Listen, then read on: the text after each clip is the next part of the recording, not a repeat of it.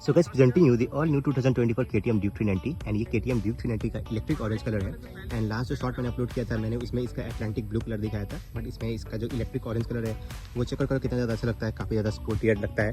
And इस colour में इसका जो लुक है वो बहुत ही ज़्यादा फंकी हो जाता है। आपको ऑरेंज अलॉयज मिलते हैं यहाँ पे देख सकते हो। एंड ऑरेंज कलर का जो थ्रू आउट द बॉडी आपको ऑरेंज ही देखने को मिलेगा। एंड इसमें जो सीट है वो भी ऑरेंज कलर का ही आता है। अभी इसमें तो टेम्पररी हम लोगों ने इसमें ब्लैक सीट लगा दिया है। एंड एक बार इसका जो एग्जॉस्ट नोट है मैं आपको वो सुनाता हूँ। तो अब सबसे पहले हम लोग करने वाले हैं बाइक को ऑन। तो यहाँ से देख सकते हो ये रहा इसका आइडल साउंड। एंड इसमें आपको अंडर बेली एग्जॉस्ट मिल जाता है। जैसे जो एग्जॉस्ट नोट है आपको वो चेक करो।